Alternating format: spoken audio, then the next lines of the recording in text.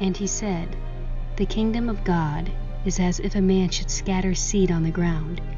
He sleeps and rises night and day, and the seed sprouts and grows. He knows not how. The earth produces by itself, first the blade, then the ear, then the full grain in the ear. But when the grain is ripe, at once he pulls in the sickle, because the harvest has come. This summer, our family traveled north of the border to the province of Saskatchewan, where Jerry and Sharon Durston lead a 5-day club ministry throughout the province as well as neighboring Alberta. For several years, the Durstons have been integrating BVI Bible lessons and stories into their curriculum. But what started as a supply of materials has grown into a friendship between our families. Now we finally had the opportunity to see the ministry firsthand. We arrived just in time to catch the last few days of summer training. 40 young people gathered in Regina for 2 weeks of classes and practical application. Jerry is joined in the teaching by his sons Tyler and Levi, who are also on full-time staff with the ministry. These sons aren't the only family members involved either. Another son writes many of the children's songs. Another is serving as a summer missionary. A daughter-in-law helps schedule clubs. And then there's Jerry's mother and father, who live nearby and served many years as the ministry directors. One way the Durstons have been a personal encouragement to us is the way they have modeled discipleship in their own home. They are a family that worships together, that plays together, and that serves together. Following the training classes, the summer missionaries head out to clubs throughout Regina, where they put into practice what they've learned in the classroom. Before the summer is over, they will have plenty of practice. Over the weekend, they break up into teams of 2 and scatter to the far corners of the provinces to teach 5-day clubs. This summer, they held 323 clubs, reaching 5,784 children with the gospel. Some are in towns like Battleford, Echo Lake, Porcupine Plain, and Milk River. Others are in Indian reservations like Carry the Kettle, Living Waters, and Red Earth. Our time only allows us to trek to clubs no more than a few hours away. The first is in Springside, a rural community 2 hours northeast of Regina, located along a stretch of Canadian Pacific Railroad. Population 525. The summer missionaries come alongside the local Baptist church to bring the gospel to the children of Springside. Balloons and a backdrop provide some simple decorations for the VBS. After craft and song time, the children gather on the floor to hear a Bible lesson and mission story. For me, this is the first time seeing our missionary story, A Little Rascal, shared since BVI updated it into full color this spring.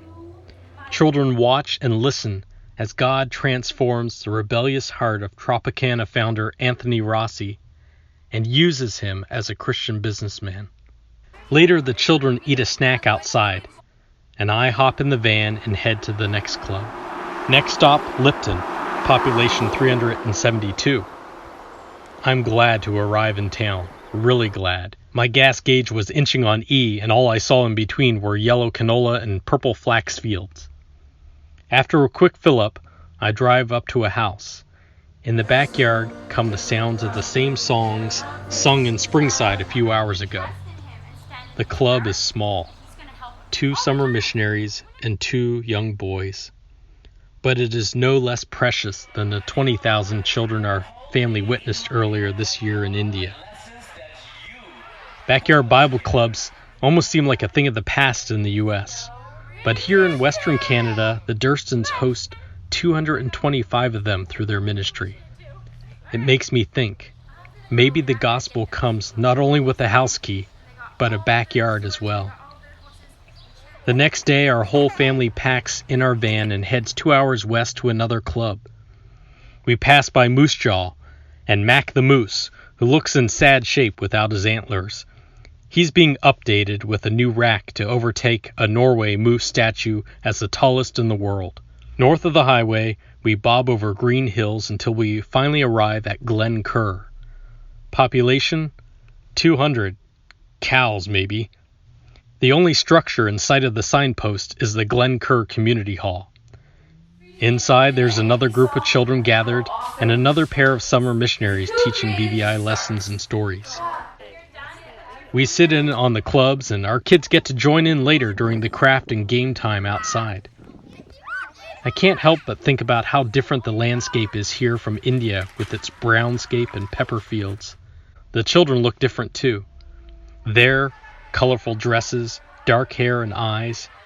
Here, blonde hair, blue eyes, and ball caps. But in both places, there are gospel workers helping children see Jesus. Jesus does love the little children, all the children of the world. Back in Regina, we talk ministry with the Durstons. The partnership between us extends beyond the summer. During the rest of the year, the Durstons run a midweek Bible club called Club DJ. That's David and Jonathan, not a dance club. This curriculum for churches also integrates BVI materials. So far, it's only been used here in Western Canada, but now there's another opportunity. Because of trade and travel restrictions between the U.S. and Cuba, tourism has grown between Canada and Cuba. Christians from the two countries have built relationships, and now Canada is in a unique position to provide support to the Cuban Christian Church. Jerry is working with 50 Cuban house churches, set to launch Club DJ this fall. While we are with the Durstons, we take time to pack up the teacher packets that will be shipped into the country. Student workbooks are in the process of being printed in the country itself. Our last evening in Saskatchewan, we enjoy a final meal and some games with the Durstons. Then we head south, back toward the U.S. border, past the trains, and past the fields, where this summer the harvest has come.